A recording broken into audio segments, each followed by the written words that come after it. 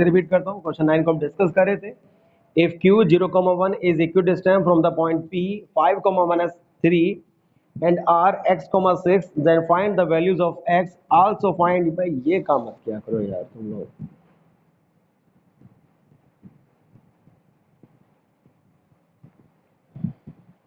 प्रियम जी ये काम मत किया करो यार, तुम तो अभी 2-3 दिन से तुमने क्लास अटेंड करने स्टार्ट करी और अब से ये बेवकूफ़ी भी करने लग गए आप। तो भाई ये काम मत किया करो, अच्छे नहीं लगते, ठीक है। तो ऐसी बेवकूफ़ी मत करो वरना मुझे रिमूव करना पड़ जाएगा फिर आपको। अभी मैं आपको वार्न कर रहा हूँ, अपने दिमाग की थिंकिंग को है ना पेपर पे मत दिखाया करो, थोड़ा समझने की कोशिश किया करो। तो देखिएगा, तो यहाँ पे बता रहे हैं जो क्यू पॉइंट है वो पी और आर से दोनों से बराबर डिस्टेंस पर है, तो एक्स की वैल्यूज को फाइंड आउट कीजिएगा और साथ ही साथ क्यू आर और पी आर को फाइंड आउट कीजिएगा। तो कैसे कर सकते हैं इसको हम सॉल्व भाई, क्योंकि यहाँ पे क्यू पी से और क्यू आर से बराबर डिस्टेंस पर है, तो पहले हम यहाँ पर क्यू पी को सॉल्व कर लेते हैं, ठीक है। तो क्यू पी के लिए हम डिस्टेंस फॉर्मूला अप्लाई करते हैं। फॉर्मूला आपको पता ही है, x2 माइनस x1 का whole square plus y2 minus y1 का होल स्क्वायर का होल अंडर रूट, ठीक है। ये डिस्टेंस क्योंकि क्यू पी पे हम सॉल्व कर रहे थे, तो क्यू के जो कोऑर्डिनेट होंगे हम इनको x1 y1 कह देंगे और जो p के कोऑर्डिनेट्स होंगे इनको हम x2 y2 लिख देते हैं, वैल्यू पुट कर देते हैं। तो x2 माइनस x1 तो ये आ जाएगा 5 माइनस 0 का whole square, y2 minus y1 तो माइनस के 3 माइनस 1 का होल स्क्वायर। 5 माइनस 0 कितना होगा, 5 होगा, 5 का स्क्वायर करते हैं तो 25 आएगा, माइनस 3 माइनस 1 माइनस के 4 का स्क्वायर करते हो तो प्लस के 16 आ जाएगा। तो अंडर रूट में 25 प्लस 16 तो ये आ गया रूट 41। तो क्यू पी सॉल्व करके आ गया रूट 41। अब आते हैं क्यू पॉइंट, यहाँ पे आर से भी क्यू की आर से डिस्टेंस निकालते हैं, क्योंकि बोला हुआ है क्वेश्चन में कि क्यू पी और क्यू आर इक्वल डिस्टेंस पर है। तो अब क्यू आर को सॉल्व करते हैं हम, उसमें डिस्टेंस फॉर्मूला अप्लाई करते हैं, x2 माइनस x1 का whole square plus y2 minus y1 का होल स्क्वायर का होल अंडर रूट। तो क्यू के कोऑर्डिनेट को x1 y1, आर के कोऑर्डिनेट को x2 y2 लिख देते हैं, ठीक है। अगर आपको कभी भी डिस्टेंस अगर फाइंड आउट करनी हो तो पहले उनके नीचे लिख लिया करो x1 y1 x2 y2, then formula लिखो और फिर उसमें वैल्यू को पुट कर दीजिएगा। तो x2 कितना है यहाँ पर x, x1 कितना है 0 तो ये आ जाएगा x माइनस 0 का होल स्क्वायर, फिर y2 माइनस y1 तो 6 माइनस 1 का होल स्क्वायर का होल अंडर रूट। सॉल्व करेंगे तो ये आ जाएगा अंडर रूट में x स्क्वायर प्लस 25, ठीक है। अब QP और QR ये दोनों इक्वल डिस्टेंस पर है, क्वेश्चन में बताया गया है। तो QP और QR दोनों को इक्वल रख देते हैं, दोनों को इक्वल रखा गया। इनके रूट को हटाने के लिए स्क्वायरिंग कर दिया गया।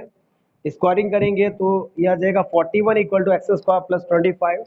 25 को हम अदर साइड ले जाते हैं तो x square equal to 16, then solve करके x इक्वल टू 16 का अंडर रूट, तो सॉल्व करके आ जाएगा प्लस माइनस 4। तो x आएगा ये प्लस माइनस 4, सॉल्व करके हमारी x की वैल्यू ये निकल कर आ गई। एक आंसर तुम्हारा यहाँ पर x की वैल्यू से आ जाएगा। इसके बाद हमें यहाँ पर अब फाइंड आउट करना था क्यू आर और पी आर। तो डेट मीन्स आर के कोऑर्डिनेट क्योंकि x,6 हमने लेट किए थे, तो एक बार हम x के प्लेस में 4 पुट करते हैं प्लस के तो बन जाएगा 4,6, एक बार माइनस के 4 पुट करते हैं तो माइनस के 4,6, ये हमारे आर के कोऑर्डिनेट्स आ गए, ठीक है। आगे बढ़ते हैं। अब हमें निकालना था इसमें क्यू आर को, तो क्यू आर क्योंकि क्यू पी के इक्वल है तो उसको तो सॉल्व करने की जरूरत ही नहीं है, क्योंकि क्यू पी अगर रूट 41 है तो क्यू आर भी सॉल्व करके रूट 41 ही आएगा। तो हम डायरेक्टली लिख सकते हैं कि क्यू आर जो होगा रूट 41 होगा। आप चाहो तो आप डिस्टेंस फॉर्मूले को यूज करके इसको सॉल्व करके लिख सकते हैं। तो मैंने ये बोला कि जो क्यू आर है वो क्यू पी के इक्वल है और क्यू पी ऑलरेडी हमने सॉल्व कर रखा था जो कि अंडर रूट 41 है, तो इसलिए क्यू आर भी रूट 41 हो जाएगा। लेकिन अगर आप चाहेंगे डिस्टेंस फॉर्मूला यूज करना तो आप क्यू और आर में डिस्टेंस फॉर्मूला लगा के भी इसको सॉल्व कर सकते हैं, वो आप पर डिपेंड करता है। फिर आते हैं पी आर पर। तो अब पी और आर के बीच में डिस्टेंस को कैलकुलेट करेंगे। तो पी के कोऑर्डिनेट हमने 5 माइनस के थे, ये तो गिवन थे, और आर के कोऑर्डिनेट हमने 4,6 लिए। हालांकि आर के दो कोऑर्डिनेट हैं, एक प्लस के 4,6 और एक माइनस के 4,6, दोनों से हम इसकी डिस्टेंस को कैलकुलेट करेंगे। तो पहले हमने प्लस के 4,6 को लिया और पी आर में डिस्टेंस फॉर्मूला अप्लाई किया, ये डिस्टेंस फॉर्मूला हमने लिखा, ये x1 y1 हो जाएंगे, ये x2 y2 पुट कर देते हैं यहाँ पर। तो ये बन जाएगा 4 माइनस 5 का होल स्क्वायर प्लस 6 प्लस 3 का होल स्क्वायर। तो ये आएगा सॉल्व करके अंडर रूट में -1 का स्क्वायर प्लस 9 का स्क्वायर, तो ये आ जाएगा अंडर रूट 82, ठीक है।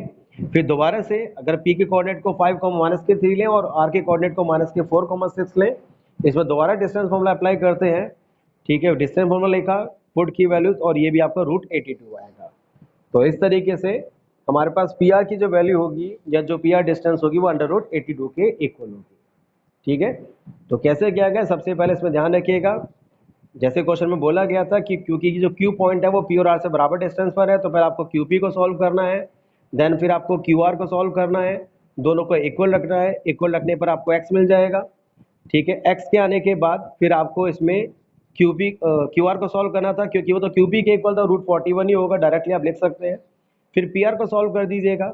अब क्योंकि आर के दो कोऑर्डिनेट थे, एक +के 4,6 और एक -के 4,6, तो दोनों ये आर के कोऑर्डिनेट लेके आप पी आर डिस्टेंस को एक एक करके फाइंड आउट कर सकते हैं। तो क्वेश्चन 9 में हमें ये करना था। आते हैं क्वेश्चन नंबर 10 पर, उसे देखिएगा। क्वेश्चन 10 में बोला गया था कि जो पी, इसमें क्वेश्चन मैंने लिखा हुआ नहीं है, लेकिन क्वेश्चन में बोला गया कि जो पी पॉइंट है वो ए और बी पॉइंटों से बराबर डिस्टेंस पर है, तो जो रिलेशन बनता है उसको आप ऑब्टेन कीजिएगा। ठीक है, एक रिलेशन, एक इक्वेशन बनकर आएगी, उसको हमें ऑब्टेन करना था। तो हमें करना कुछ नहीं है, इसमें जो भी क्वेश्चन में बोला गया उसके अकॉर्डिंग आपको क्वेश्चन को सॉल्व करना है। क्योंकि पी पॉइंट ए और बी से कौन से कोऑर्डिनेट कैसे बने, कौन से कोऑर्डिनेट की आप बात कर रही है सलोनी जी, मुझे पता नहीं चला आप कौन से कोऑर्डिनेट की बात में बात कर रहे हैं। क्वेश्चन की 10 की बात कर रही हैं, क्वेश्चन 9 की बात कर रही हैं। तो क्वेश्चन 10 में हमने क्वेश्चन को नहीं लिखा हुआ है। ठीक है, ये ऑलरेडी क्वेश्चन में गिवन है। चलिए, तो अभी क्वेश्चन 9 को फिर से हम रिपीट करेंगे, तब आप इसे पूछ लेना, फिलहाल हम क्वेश्चन 10 को डिस्कस कर लेते हैं। तो क्वेश्चन 10 में पी, ए और बी ये 3 पॉइंट्स गिवन थे, और हमें बोला गया था कि जो पी पॉइंट है वो ए और बी से बराबर डिस्टेंस पर है, तो आपको एक्स वाई में रिलेशन को ऑब्टेन करना है। भाई, जिनके लिए स्क्रीन विजिबल नहीं है, प्लीज वो एक बार एग्जिट करके दोबारा से इन कर लीजिएगा, मीटिंग को ज्वाइन कर लीजिएगा, उनके लिए स्क्रीन वापस आ जाएगी। ठीक है, तो P पॉइंट ए और B से बराबर डिस्टेंस पर है, तो क्या करेंगे हम, पहले P की A से डिस्टेंस को कैलकुलेट कर रहे हैं, तो PA को हम सॉल्व करेंगे। P और A में डिस्टेंस फॉर्मूला हम यूज करेंगे। डिस्टेंस फॉर्मूला आपको पता ही है कि क्या होता है, अंडर रूट के अंदर x2 - x1 का whole square plus y2 - y1 का होल स्क्वायर। ठीक है, ये हमारा डिस्टेंस फॉर्मूला होता है। इसमें वैल्यू पुट करते हैं, ये xy x1 y1 और a के कोऑर्डिनेट को x2 y2 के लेते हैं, वैल्यू पुट कर देते हैं, तो ये बन जाएगा 3 - x का होल स्क्वायर प्लस 6 - y का होल स्क्वायर का होल अंडर रूट। ठीक है, अब 3 - x का होल स्क्वायर था, तो यहाँ पर हम आइडेंटिटी यूज करेंगे a - b के होल स्क्वायर की, जो कि क्या होती है a square plus b square minus 2ab। तो वो आइडेंटिटी हमने यहाँ पे यूज करी, तो ये आ जाएगा अंडर रूट में 9 + x स्क्वायर माइनस 6x, और 6 - y के होल स्क्वायर में भी हम आइडेंटिटी यूज करेंगे a - b के होल स्क्वायर की, जो कि क्या होती है a square plus b square minus 2ab। तो उस आइडेंटिटी को यूज करते हैं, तो ये 36 + y स्क्वायर माइनस 12y। तो ये आइडेंटिटी यूज की गई है दोनों में ही, a - b के होल स्क्वायर की है। ठीक है, तो पी हमारा सॉल्व करके आ जाएगा ये x square plus y square minus 6x minus 12y plus 45। ये 9 और 36 प्लस हो जाएंगे ना, तो इनको प्लस करके 45 यहाँ पे लिखा गया है। तो पी ए सॉल्व करके हमारा ये आ गया, एक्स स्क्वायर वाई स्क्वायर को पहले लिख दिया, एक्स वाई के टर्म को बाद में लिख दिया, देन उसके बाद जो कांस्टेंट था उसको लिखा। तो पी ए सॉल्व करके हमारा ये फाइंड आउट हो गया। अब पी बी को सॉल्व करते हैं, क्योंकि पी पॉइंट बी से भी, मतलब पी और पी बी बराबर डिस्टेंस बना है, तो पी बी को भी सॉल्व करना होगा। तो पी बी में डिस्टेंस फॉर्मूला अप्लाई करते हैं, वही x2 - x1 का whole square plus y2 - y1 का होल स्क्वायर। तो यहाँ पर आप देखेंगे x1 y1 xy है और x2 y2 माइनस के 3 4 है। वैल्यू पुट करेंगे तो बन जाएगा -3 - x का होल स्क्वायर प्लस 4 - y का होल स्क्वायर का होल अंडर रूट। -3 - x का होल स्क्वायर, ये हमने आपको कल परसों भी बताया था कि -3 - x का होल स्क्वायर है, तो इसका मतलब क्या होगा, इसका मतलब ये होगा कि ये 3 + x का होल स्क्वायर के इक्वल होगा। ठीक है, तो जब दोनों में माइनस का साइन हो तो माइनस को कॉमन ले लेते हैं, और जब माइनस को कॉमन लिया जाएगा और माइनस का साइन बाहर आएगा ब्रैकेट से, तो उसका स्क्वायर होकर भी प्लस हो जाएगा। तो इट मीन्स अगर दोनों माइनस में, तो समझ लीजिएगा उसमें प्लस वाली आइडेंटिटी को आपको यूज करना होगा। तो वही यहाँ पे किया गया है, a + b के होल स्क्वायर की। तो भैया अभी ना सुन लीजिएगा, अभी आपको रिकॉर्डिंग में इसकी मिल जाएगी, तो आपको पता चल जाएगा इसमें। तो a + b के होल स्क्वायर की आइडेंटिटी को हम इसमें यूज करते हैं, a square plus b square plus 2ab, तो ये हो जाएगा 9 + x स्क्वायर प्लस 6x, और 4 - y के होल स्क्वायर में आइडेंटिटी यूज करते हैं a - b के होल स्क्वायर की, तो 16 + y स्क्वायर माइनस 8y।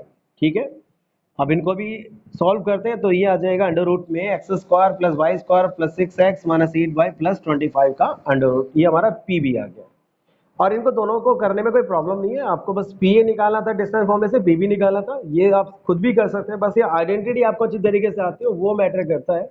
अगर आइडेंटिटी आप अपने तरीके से यूज करेंगे, जैसे आप जल्दीबाजी में जल्दी से गलत करके यूज कर देते हैं, वो अलग बात हो जाएगी, लेकिन अगर आप आइडेंटिटी को सही यूज करेंगे तो इसमें कोई प्रॉब्लम नहीं है। क्वेश्चन में बोला गया कि P A equal to P B है, तो पी ए को आप पी बी के इक्वल पुट कर देंगे, तो यहाँ पर ये दोनों को पी और पी बी को इक्वल रखा गया है। जी भैया जी, -2 -k थी तो वो कितना बन जाएगा, +k5 हो, आप इसे लिखो या -k5 लिखो, एक ही बात हो जाएगी वंश। ठीक है, तो इसमें अब दोनों पे रूट था, तो रूट को हटाने के लिए क्या करेंगे, हम स्क्वायरिंग करेंगे। तो बोथ द साइड हमने स्क्वायरिंग करी, स्क्वायरिंग करने पे रूट हट जाएगा, और जैसे ही रूट हटेगा तो एक्स स्क्वायर से x square cancel, y square से वाई स्क्वायर कैंसिल हो गया। एक्स वाले टर्म को एक तरफ, वाई वाले टर्म को एक तरफ, और कांस्टेंट वालों को एक तरफ लेकर आ गए। तो ये आ जाएगा -6x -12y +8y और इक्वल टू में 25 -45। तो ये बन जाएगा -k12x -k4y equal to -k20। अब तीनों टर्म यहाँ पे माइनस में है, और तीनों में हम देख सकते हैं 4 कॉमन भी आ रहा है, तो हम तीनों को -4 से डिवाइड कर देते हैं। तो अगले स्टेप में हमने वही किया, इनको -4 से डिवाइड कर दिया। तो डिवाइडिंग बाई -k4, तो ये आ जाएगी इक्वेशन 3x + y = 5, और यही रिलेशन होगा x और y में। ठीक है, तो ये इस तरीके से किया जाएगा। आई होप ये आपको क्वेश्चन नंबर 10 क्लियर होगा। जिनकी भी क्वेश्चन 10 की प्रॉब्लम थी तो आई थिंक वो पूरी हो गई होगी। ठीक है, तो हालांकि इसमें बस आपको क्वेश्चन को करने का तरीका पता होना चाहिए, बाकी चीज़ तो भी आपकी कैलकुलेशन पर होती है। और क्वेश्चन में क्लियरली बोला गया था पी पॉइंट ए और बी से बराबर डिस्टेंस पर है, तो पी और पी बी को सॉल्व कीजिएगा, देन उनको दोनों को इक्वल पुट कर दीजिएगा। इक्वल पुट करने पर आपका जो सॉल्व करके लास्ट में इक्वेशन बनकर आएगी वही आपका एक्स वाई के बीच में रिलेशन होगा। और सेम कुछ चीज़ आपके क्वेश्चन 9 में बोली गई थी कि जो क्यू पॉइंट था वो आर और पी दोनों से बराबर डिस्टेंस पर था, तो क्यू आर क्यू पी को सॉल्व किया और उनको आपस में इक्वल रखा, देन हमने एक्स को सॉल्व किया था। और इसके बाद हमें फिर पूछा गया था क्यू पी और जो क्यू आर शायद वो निकालने के लिए बोला गया था, फिर वो हमने वहाँ पर वैल्यू पुट करके उनको सॉल्व कर दिया। ठीक है, तो इस तरीके से क्वेश्चन 9 और क्वेश्चन 10 आपके किए गए हैं। अब हम बात करेंगे अगले टॉपिक के बारे में। तो अगला टॉपिक हमारा होगा, क्योंकि यहाँ पर एनसीईआरटी के जो क्वेश्चन थे 7.1 के वो सारे कंप्लीट हो जाते हैं। हालांकि ये नहीं कि डिस्टेंस फॉर्मूले के जितने भी क्वेश्चन हो सकते हैं वो सारे हमने कर लिए, तो लगभग अभी हमने एनसीईआरटी के जो क्वेश्चन थे वो हमने कर लिए हैं। दैट मीन्स आप बेसिक आप किस तरीके से यूज कर सकते हैं डिस्टेंस फॉर्मूले को, वो आपको आ गया है। भैया 7.1 में कुछ नहीं कर, जो सेकंड क्वेश्चन की आप बात कर रहे हैं नीतीश पाल जी, उसमें कुछ नहीं करना था। 2 पॉइंट आपको गिवन है, वो आपको एक फिगर को रेफर किया गया था एनसीईआरटी के जिस एग्जांपल से, तो उस एग्जांपल पर आपको जाना है। और 2 पॉइंट वहां पर थे, एक पॉइंट था 0,0 और एक पॉइंट शायद आपका गिवन था, उसमें मुझे याद नहीं है लेकिन मैं अपने अंदाजे से लिख रहा हूँ 39, 15 शायद समथिंग कुछ ऐसा पॉइंट गिवन था। सॉरी 39, 36 और 15 ये पॉइंट वहाँ पे गिवन था। तो इन दोनों पॉइंटों के बीच के डिस्टेंस को कैलकुलेट करना था। ठीक है, तो इन दोनों में पर डिस्टेंस फॉर्मूला यूज कीजिएगा और वो आप डिस्टेंस को आप आसानी से कैलकुलेट कर पाएंगे। तो सेकंड क्वेश्चन में ये करना था। ठीक है, हमारे पास अगर टाइम बनेगा तो हम इसको दोबारा मतलब एक बार स्क्रीन को शेयर करके दिखा देंगे, क्योंकि तब आप शायद मेरे ख्याल से नहीं थे, तो अभी हमने थोड़ी देर पहले स्क्रीन को शेयर किया था और आपसे पूछा भी था कि 7.1 में जिसके जो क्वेश्चन नहीं हुए तो बता दीजिएगा, तो उनको हमने बताया था। तो शायद आप ये क्वेश्चन नंबर 2 इसलिए पूछ रहे हैं, हो सकता है पहले प्रेजेंट नहीं थे। सेक्शन फॉर्मूले की हम बात करते हैं भैया, ये हमारा नेक्स्ट फॉर्मूला है। ठीक है, तो सेक्शन फॉर्मूले में हम करते क्या है पहले आपको समझा दें इसमें। तो इसमें बता रहे हैं coordinates of a point which divides a line segment joining 2 points A. तो एक बार फिर से रिपीट करता हूँ, coordinates of a point which divides a line segment joining 2 points A and B. A की कोऑर्डिनेट x1 y1 और B के कोऑर्डिनेट x2 y2 इन m/n इंटरनली। ठीक है, तो क्वेश्चन में ये बोला जा रहा है कि अगर कोई लाइन सेगमेंट है, जैसे कि यहाँ पर आप देख सकते हैं ए भी एक लाइन सेगमेंट है, ए के कोऑर्डिनेट अगर x1 y1 हो, बी के कोऑर्डिनेट अगर x2 y2 हो, और की कोई तीसरा पॉइंट जो है सी इस लाइन सेगमेंट को डिवाइड कर रहा हो m/n में। m/n का मतलब ए सी एम के इक्वल हो, सी भी एन के इक्वल हो। दैट मीन्स तो तीसरा पॉइंट इस लाइन सेगमेंट को m/n में डिवाइड कर रहा हो, तो तीसरे पॉइंट के कोऑर्डिनेट क्या होंगे, डेट में सी के कोऑर्डिनेट क्या होंगे, ये हमें फाइंड आउट करने हैं। ठीक है, तो आपको बता दें अगर हम सेक्शन फॉर्मूला इसमें यूज करते हैं तो जो तीसरे पॉइंट के कोऑर्डिनेट हैं वो इक्वल होते हैं किसके, mx2 प्लस nx1 अपॉन में m प्लस n। तो x कोऑर्डिनेट तो इसके इक्वल होगा, और जो y कोऑर्डिनेट होगा वो इक्वल होगा किसके, my2 प्लस ny1 अपॉन में m प्लस n। ये फॉर्मूला लिखा जा रहा है आपके सामने, सेक्शन फॉर्मूले जिसकी हम बात कर रहे हैं ना, तो ये आपको सेक्शन फॉर्मूला लिखा गया है। और सेक्शन फॉर्मूला कब यूज करेंगे पहले आप इसको समझ लीजिएगा। तो कभी भी आपके सामने एक कंडीशन गिवन है कि एक लाइन सेगमेंट है, लाइन सेगमेंट 2 पॉइंटों को आपस में ज्वाइन कर रहा है, कोई तीसरा पॉइंट इस लाइन सेगमेंट को m/n में डिवाइड कर रहा है या किसी भी रेशियो में डिवाइड कर रहा है, तो उस तीसरे पॉइंट के कोऑर्डिनेट हम कैसे निकाल सकते हैं। तो तीसरे पॉइंट के कोऑर्डिनेट ये जो फॉर्मूले आपके सामने लिखे गए x और y के, उनकी हेल्प से हम कैलकुलेट कर सकते हैं। एक्स कोऑर्डिनेट को हम सॉल्व करेंगे mx2 plus nx1 upon m plus n से, ठीक है, और y कोऑर्डिनेट को हम सॉल्व करेंगे m/2 प्लस n/1 अपॉन में m प्लस n के फॉर्मूले से। यहाँ पर जो m और n होगा वो रेशो होगा, जिस रेशो में जो पॉइंट है उस लाइन सेगमेंट को डिवाइड करता है, और x1 x2 y1 y2 उन कोऑर्डिनेट्स आपको मिल जाएंगे जो लाइन सेगमेंट जिन दो पॉइंटों को आपस में ज्वाइन करता है, ठीक है। ये तो हमें फॉर्मूला था, अब ये प्रूफ कैसे हुआ हम उसको यहाँ पे डिस्कस करेंगे। तो कैसे प्रूव किया गया वो आप देखिएगा। आपको एक फिगर यहाँ पे नजर आ रही है, इसको फिगर को थोड़ा मैं जूम कर देता हूँ आपके लिए क्लियरली आपको नजर आ जाए, ठीक है। तो आप देख सकते हैं इस फिगर में यहाँ पर कि एक ए बी एक लाइन सेगमेंट है, ए के कोऑर्डिनेट x1 y1 है, बी के कोऑर्डिनेट x2 y2 है, और एक तीसरा पॉइंट है यहाँ पर P जिसके कोऑर्डिनेट हमने xy लिए हैं, और इसी के कोऑर्डिनेट को हमें फाइंड आउट करना है। ये जो P पॉइंट है वो लाइन सेगमेंट को m/n में डिवाइड कर रहा है, जो आप यहाँ पर देख सकते हैं, ठीक है। कैसे फाइंड आउट करेंगे वो देखिएगा। सबसे पहले तो हम ए से परपेंडिकुलर ड्रॉ कर देते हैं एक्स एक्सिस पर, इसको हम बोलेंगे ax1।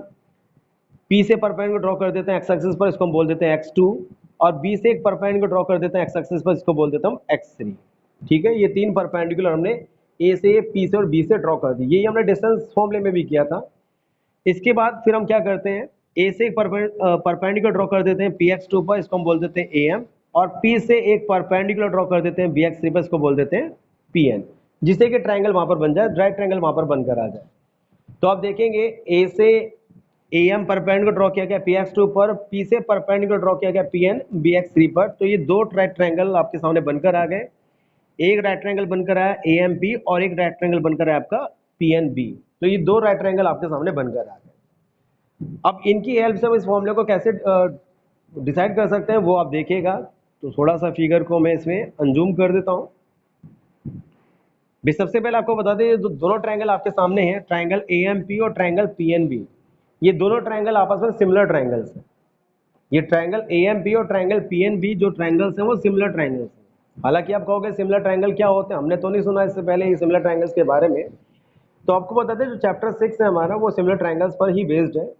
सिमिलर ट्रायंगल्स उन ट्रायंगल्स को बोला जाता है जिन ट्रायंगल्स में जो एंगल्स होते हैं वो आपस में इक्वल होते हैं। अगर एक ट्रायंगल के तीनों एंगल दूसरे ट्रायंगल के तीनों एंगल के इक्वल हो गए तो ट्रायंगल आपस में सिमिलर हो जाते हैं, ठीक है। तो यहाँ पर आप देख सकते हैं AMP ट्रायंगल और PNB ट्रायंगल में जो तीनों के तीनों एंगल्स हैं वो आपस में इक्वल है। अब आप कहोगे कैसे कह सकते हो आप तीनों एंगल इक्वल है, तो बिल्कुल कह सकते हैं भैया जी। सबसे पहले दोनों ट्रायंगल में एंगल M और एंगल N ईच 90 डिग्री है, एक एक एंगल ये इक्वल हो गया। उसके बाद आपको बता दें ये जो एंगल आपको नजर आ रहा है PAM, ठीक है, ये जो एंगल आपका PAM है वो एंगल BPN के इक्वल होगा। वो इक्वल क्यों होंगे, बिकॉज ये दोनों एंगल कॉरस्पॉन्डिंग है, क्योंकि यहाँ पर ये जो लाइन बनकर आ रही है PN और AM ये पैरेलल लाइंस है, तो इसलिए ये जो एंगल होंगे ये कॉरस्पॉन्डिंग एंगल से इक्वल होंगे, ठीक है। अब जब दो दो एंगल आपस में इक्वल हो गए ट्रायंगल्स में, तो तीसरा एंगल तो अपने आप ही एंगल सम प्रॉपर्टी से इक्वल हो जाएगा। तो ये सब कुछ हमें दिखाना नहीं पड़ेगा। कभी आपको लग रहा हो कि भाई ये सारी चीजें बतानी पड़ेंगी, बिल्कुल नहीं करना पड़ेगा। आप डायरेक्टली वहां पे सिमिलर लिख सकते हैं। सिमिलर कैसे बन गया है हमने इसको आपको सिर्फ बताया कि वो सिमिलर क्यों बने और सिमिलर का मतलब होता क्या है। तो ट्रायंगल AMP और ट्रायंगल PNB सिमिलर हो गए because of angle angle similarity, ठीक है, क्योंकि दो एंगल इक्वल है इसलिए इसको एंगल एंगल सिमिलैरिटी बोला गया। सिमिलर ट्रायंगल की प्रॉपर्टी होती है, तो जब भी दो ट्रायंगल आपस में सिमिलर होते हैं तो इनकी जो साइड्स होती हैं, कॉरस्पॉन्डिंग साइड जो होती है वो प्रोपोर्शनल होती है। सिमिलर ट्रायंगल का मतलब नीतीश जी आपको बताया गया, जब भी दो ट्रायंगल्स में एक ट्रायंगल के तीनों एंगल दूसरे ट्रायंगल के तीनों कॉरस्पॉन्डिंग एंगल के इक्वल होते हैं तो ट्रायंगल्स आपस में सिमिलर बन जाते हैं।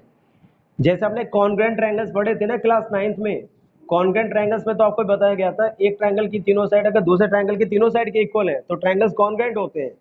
इसी तरीके से अगर एक ट्रायंगल के तीनों एंगल दूसरे ट्रायंगल के तीनों एंगल के इक्वल हो गए तो वो ट्रायंगल सिमिलर बन जाते हैं। तो इसलिए ट्रायंगल AMP और ट्रायंगल PNB सिमिलर ट्रायंगल्स हैं।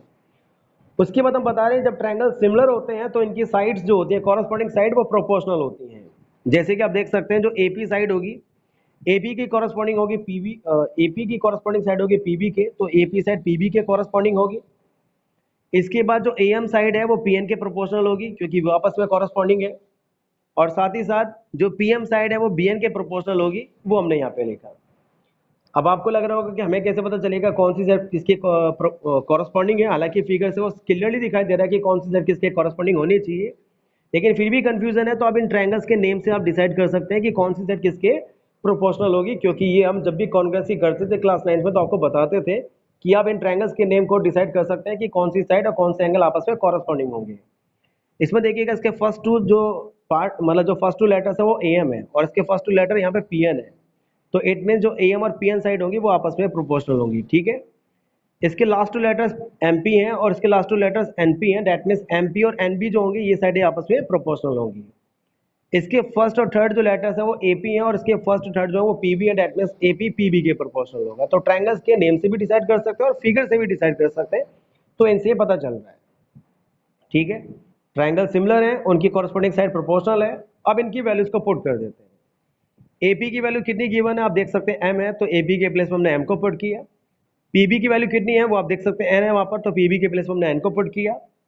एएम क्या है यहाँ पर, एएम आप देख सकते हैं ऐसी डिस्टेंस है, नहीं भैया जी इनका रीजन दे रखा है, आप देख सकते हो सीपीएसटी लिखा हुआ है साथ में आपका। सीपीएसटी का मतलब होता है corresponding parts of similar triangles, ठीक है। अब यहाँ पर एएम साइड को हमें डिसाइड करना है, तो एएम साइड क्योंकि एक्स एक्सिस के पैरेलल है, तो हमने परसों भी आपको बताया था जब भी कोई साइड एक्स एक्सिस के पैरेलल होती है तो वहां पर एक्स कोऑर्डिनेट का डिफरेंस लिया जाता है उस डिस्टेंस को फाइंड आउट करने के लिए। तो एम पर जो एक्स कोऑर्डिनेट होगा वो एक्स है और ए पर जो एक्स कोऑर्डिनेट है वो x1 है, तो एम हो जाएगा कितना x माइनस x1, ठीक है। अगर कोई भी साइड एक्स एक्सिस के पैरेलल होती है तो दोनों पॉइंटों पर जो एक्स कोऑर्डिनेट्स है उनका डिफरेंस कर दीजिएगा।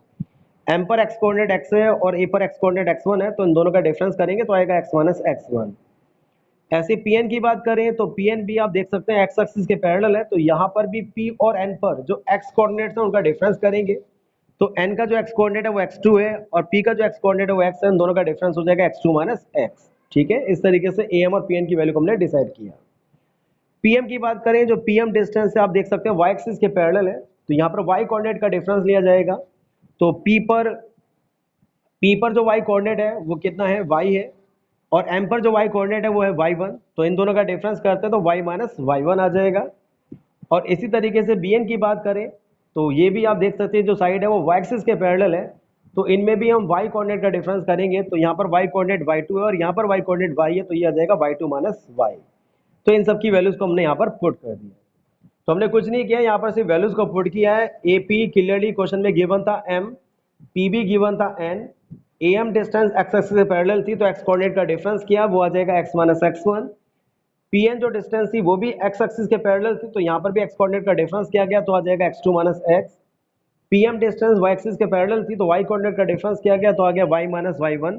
और जो बीएन डिस्टेंस थी वो भी वाई एक्सिस के पैरेलल थी, तो यहाँ पर भी वाई कोऑर्डिनेट का डिफरेंस किया गया तो आ गया y2 माइनस y। ये वैल्यूज हमने पुट कर दी। अगली बार हम क्या करेंगे इसमें, पहले इसमें आपको बता दें इन तीनों को हमने, एक को हमने फर्स्ट लिखा, एक को सेकंड लिखा और एक को हमने थर्ड लिख लिया, ठीक है। जैसे हम क्रॉस मल्टीप्लिकेशन मेथड में करते थे, हालांकि अब तो रहा नहीं, वो चला गया। तो पहले फर्स्ट और सेकंड को हम लेके चलते हैं इसमें, तो फर्स्ट और सेकंड को आपस में इक्वल रखते हैं, इन दोनों की क्रॉस मल्टीप्लाई कर देते हैं।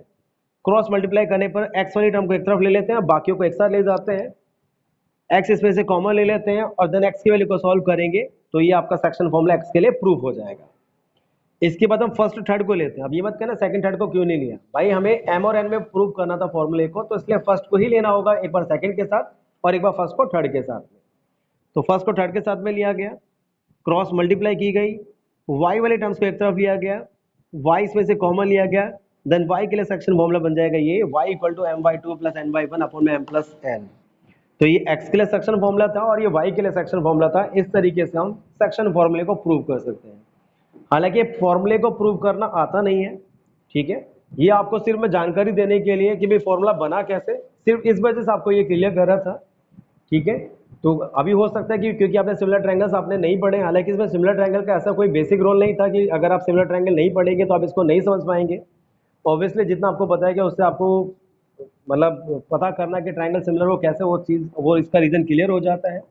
फिर आपको बताया गया ट्रायंगल सिमिलर है तो साइड प्रोपोर्शनल होती हैं, कॉरस्पॉन्डिंग साइडें आपस में कौन कौन सी हैं ये भी आपको बताया गया। आई होप जो बताया गया उससे आपको क्लियर हो गया होगा।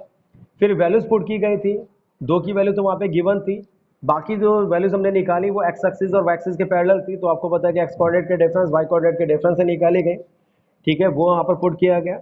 एक बार फर्स्ट सेकंड को लेकर सॉल्व किया तो एक्स के लिए सेक्शन फॉर्मूला प्रूफ हुआ, और जब फर्स्ट और थर्ड को लिया गया तो वाई के लिए सेक्शन फॉर्मूला यहाँ पर प्रूफ हो गया जाता है। तो अगली एक्सरसाइज में हम सेक्शन फॉर्मूले से रिलेटेड क्वेश्चन करने वाले हैं, जिसमें हम इस फॉर्मूले को डायरेक्टली यूज करेंगे। ये प्रूफ तो सिर्फ आपको बताने के लिए था कि भाई कैसे ये फॉर्मूला बनकर आया, कि आपके दिमाग में कोई क्वेश्चन रहना नहीं चाहिए। इसके बाद एक और फॉर्मूला यूज करेंगे हम, mid point formula. It means वो जो तीसरा पॉइंट है उस लाइन सेगमेंट के बिल्कुल एग्जैक्टली मिडिल में लाई करता हो, तो वो बिल्कुल इसका एग्जैक्टली मिड पॉइंट हो, तो उस केस में हम उसके कोऑर्डिनेट को कैसे फाइंड आउट कर सकते हैं। तो देखिएगा क्या कर सकते हैं हम, बहुत आसानी से इसको भी प्रूव कर सकते हैं। लाइन सेगमेंट आपको दिखाई दे रहा है, ए और बी दो पॉइंटों को ज्वाइन कर रहा है, पी पॉइंट इसका मिड पॉइंट है। इस बार हमने फिर भी सपोज कर लिया कि जो पी पॉइंट है वो उसको एम और एन में डिवाइड कर रहा है, ठीक है। अब क्योंकि यहाँ पे बोला गया कि जो पी है वो ए बी का मिड पॉइंट है, जब पी ए बी का मिड पॉइंट होगा तो इट मीन्स एम और एन ये दोनों आपस में इक्वल हो जाएंगे। मिड पॉइंट का मतलब आप जानते ही हैं कि ए पी और पी बी आपस में इक्वल होंगे, तो डेट्स वाई एम और एन आपस में इक्वल होंगे। अब क्योंकि यहाँ पे हम सेक्शन फॉर्मूला यूज कर सकते हैं, क्योंकि हमने कंडीशन कुछ ऐसे ली हुई है कि पी ए बी को एम और एन के रेशियो में डिवाइड कर रहा है, तो हमने पी के लिए सेक्शन फॉर्मूला यूज किया, ठीक है। वही ऊपर फॉर्मूला जो हमने प्रूव किया था वो हमने यहाँ पे लिखा। अब क्योंकि मिड पॉइंट है वो वहाँ पर एम और एन दोनों इक्वल है, तो इस फॉर्मूले के अंदर हम एम के प्लेस में एम पुट कर देते हैं। क्योंकि क्वेश्चन में गिवन है कि पी मिड पॉइंट है ए बी का, इट मीन्स एम और एन इक्वल है, तो फॉर्मूले में भी हम एम के प्लेस में एन को पुट कर देते हैं। वो आप यहाँ पे देख सकते हैं, जहाँ पर भी एम था वहाँ पर हमने एन पुट कर दिया है। अब आगे क्या होगा देखिएगा नेक्स्ट पेज पर, जब m के प्लेस में n पुट किया तो न्यूमरेटर से हमने n को कॉमन लिया और नीचे n प्लस एन 2n हो जाएगा, तो n से n यहाँ पे कैंसिल आउट हो जाएगा। y वाले टर्म्स में भी हमने n को कॉमन लिया और नीचे 2n था, n से n वो कैंसिल आउट हो गया। अब प्रूव करके आ जाएगा ये x1 प्लस x2 अपॉन 2 और y1 प्लस y2 अपॉन 2। तो इस तरीके से ये मिड पॉइंट के लिए जो फॉर्मूला था वो यहाँ पर प्रूव हो जाता है। तो अगर आपको कभी भी किसी भी लाइन सेगमेंट के मिड पॉइंट के कोऑर्डिनेट अगर आपको फाइंड आउट करने हैं, तो आप इस फॉर्मूले से डायरेक्टली फाइंड आउट कर सकते हैं। तो मिड पॉइंट का फॉर्मूला होता है x1 plus x2 upon 2, y1 plus y2 upon 2। एक और फॉर्मूला है उसको भी हम जल्दी से डिस्कस कर लेते हैं, coordinates of centroid. Centroid I think ये वर्ड आपने पहले भी सुना होगा। सेंट्रोइड आपको बता दें, ट्राइंगल्स के जो मीडियंस होते हैं जहां पर इंटरसेक्ट करते हैं उस पॉइंट को सेंट्रोइड बोला जाता है, ठीक है। जहां पर ट्राइंगल के मीडियंस एक दूसरे को इंटरसेक्ट करते हैं तो उस पॉइंट को सेंट्रोइड कहा जाता है। तो ए बी सी ये ट्राइंगल है, ए के कोऑर्डिनेट, बी के कोऑर्डिनेट और सी के कोऑर्डिनेट यहाँ पे गिवन है, ठीक है। हम यहाँ पर एडी मीडियन को ड्रॉ कर देते हैं और यहाँ पे जी पॉइंट जो दिखा रखा है वो हमने सपोज किया कि वो यहाँ पर ट्राइंगल एबीसी का सेंट्रोइड है, उसके कोऑर्डिनेट को हम एक्स वाई सपोज कर लेते हैं। तो क्योंकि सेंट्रोइड ट्राइंगल का होता है तो ट्राइंगल को यहाँ पर ड्रॉ किया गया। ट्राइंगल के तीनों वर्टिसेस के कोऑर्डिनेट को हमने x1 y1, x2 y2 और x3 y3 को लिया। एडी मीडियन को ड्रॉ किया, क्योंकि जो सेंट्रोइड होता है वो मीडियन पे लाइक करते हैं, इसलिए यहाँ पर एडी मीडियन को ड्रॉ किया गया और सपोज किया कि सेंट्रोइड के कोऑर्डिनेट x, y है।